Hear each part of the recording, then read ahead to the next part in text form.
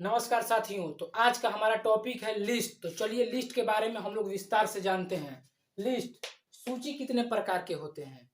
अभी दाल चावल सामान ला सूची नहीं है, ये है संविधान में जो सूची है उसके बारे में है। 3 प्रकार का सूची होता है। सेंट्रल लिस्ट जिसको हम लोग केंद्रीय सूची कहते हैं, दूसरा होता है स्टेट लिस्ट जिसको राज्य सूची कहते हैं, और तीसरा होता है कंकरेंट लिस्ट जिसको हम लोग समवर्ती सूची कहते हैं। तो इस सूची बना क्यों? देखिए, इस सूची इसलिए बना कि यह विभाजन करने के लिए कि कौन मुद्दा पे के कानून बनाएगा।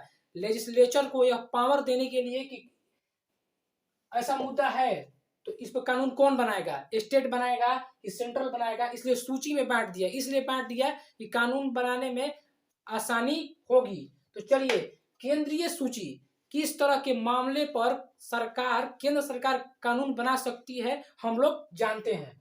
तो केंद्रीय सूची नेशनल इंपॉर्टेंस, इस तरह के मामले जो राष्ट्र के लिए महत्वपूर्ण है उस तरह के मामले से। डिफेंस ऑफ कंट्री, रक्षा के बारे में, मान लीजिए कि चाइना से, भारत से कुछ, रूस से कुछ खरीदना है तो उस पर सेंट्रल गवर्नमेंट बनाएगी कानून कि क्या खरीदेगा, कितना खरीदेगा। अब स्टेट नहीं खरीदेगा जाके चाइना से या फ्रांस से या अमेरिका से। दूसरा है फॉरेन अफेयर्स, विदेशी मामला, विदेश में कोई एग्रीमेंट हुआ है तो उसमें केंद्र सरकार न करेगी, राज्य सरकार थोड़ी करेगा। अफेयर माने कोई और एक चीज होता है जो लोग जानते हैं, अफेयर कहीं और भी शब्द प्रयोग किया जाता है। और है बैंकिंग, बैंक से संबंधित, माने रिजर्व बैंक है तो उस पर कंट्रोल केंद्र सरकार का होगा कि अब राज्य सरकार का होगा। अगला है कम्युनिकेशन, संचार के बारे में कि एक स्टेट को दूसरे स्टेट से कनेक्ट करना है कम्युनिकेशन के माध्यम से, उस तरह के कानून बनाएगा सेंट्रल, केंद्र सरकार कानून बनाएगा। एंड करेंसी 20 का नोट लाना है, 10 का नोट लाना है, 50 का नोट लाना है तो कौन तय करेगा? राज्य सरकार थोड़ी तय करेगा, केंद्र सरकार तय करेगा। इस तरह के मामले को हम लोग सेंट्रल लिस्ट, केंद्रीय सूची में रखा गया है कि इस तरह के मामले पर कानून बनाने का अधिकार केंद्र सरकार को है। दूसरा हमारा है स्टेट लिस्ट जिसको हम लोग हिंदी में राज्य सूची कहते हैं। इसमें उस तरह के मामला को रखा गया है जिस पर कानून राज्य सरकार बनाएगी। जैसे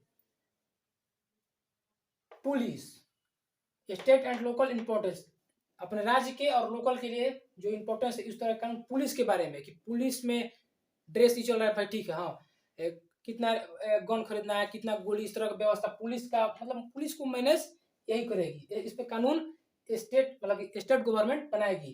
ट्रेड पे, व्यापार के बारे में, एक राज्य से दूसरे राज्य में जो व्यापार होता है उसके बारे में कानून स्टेट गवर्नमेंट बनाएगी। एग्रीकल्चर, कॉमर्स, एग्रीकल्चर, कृषि के बारे में कि कृषि में सिंचाई की तो किसको कितना क्यूसेक पानी देना है, क्या देना है, वह सब तय राज्य सरकार करेगी। एंड इरिगेशन हो जाएगा, फिर इलेक्ट्रिसिटी भी हो जाएगा, बिजली पर भी कुछ कानून बना सकती है। बिजली से वो बात हमको याद आ रहा है कि एगो आप लोग गाना सुने होंगे, उसका हम जैसे का तैसे कर दिए हैं कि लगे 440 वोल्ट छूने से तेरे। अच्छा, ये हमको बात आप बताइए कि किसी के छूने से 440 वोल्ट की बिजली उत्पन्न होती है, और मान लीजिए होती भी है तो इसमें भारत सरकार चेहरा सारा घाटा है, खर्चा कम गिरेगा। तो चलिए, अगला हमारा टॉपिक है कॉन्करेंट लिस्ट जिसको हम लोग समवर्ती सूची कहते हैं। Include subjects of common interest, जिस ऐसा कानून कि वो सबके इंटरेस्ट में हो, to both union and state, जो स्टेट के लिए भी इंपॉर्टेंट हो और केंद्र के लिए भी इंपॉर्टेंट हो, उस तरह को कॉन्करेंट लिस्ट में रखा गया है। जैसे एजुकेशन तो स्टेटों के लिए इंपॉर्टेंट है, केंद्र के लिए भी इंपॉर्टेंट है।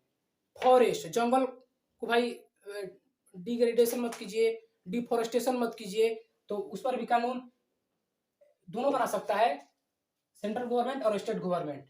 ट्रेड, मैरिज, अब मैरिज में कहा गया, मैरिज कौन, इसको समझिए। मैरिज क्या?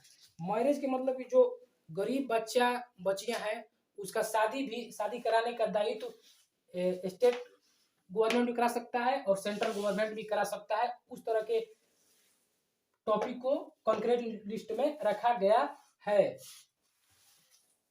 अब देखिए एक बात है, अभी जो कॉन्करेंट लिस्ट का हुआ कि इस पे दोनों लोग कानून बना सकते हैं, दोनों में कॉन्फ्लिक्ट होने लगा। कॉन्फ्लिक्ट का मतलब होता है कि मार झगड़ा, कि हम बनाएंगे तो हम बनाएंगे। तो बोला कि ना भाई, अब इस तरह के मुद्दे पर कानून सेंट्रल गवर्नमेंट बना सकता है, यही इस तरह के मुद्दे पर कानून बनाएगा। जब कॉन्फ्लिक्ट हो गया, दोनों में विद्रोह चलने लगा, तो बोला ना अब सेंट्रल गवर्नमेंट ही इस तरह के सब्जेक्ट पर कानून बनाएगा। जिसको इन तीनों के अलावे वो आता है, उसको हम लोग जिक्र कर देते हैं। रेसिड्यूरी सब्जेक्ट इसको कहते हैं। ये इसलिए नहीं जोड़ा है ना कि अंत में आया था। इसका मतलब यह हुआ कि उस तरह का मामला जो इन तीनों में ना आता हो। ऐसा हो सकता है ना कि कुछ ऐसा मामला है जो तीनों में नहीं आ रहा है,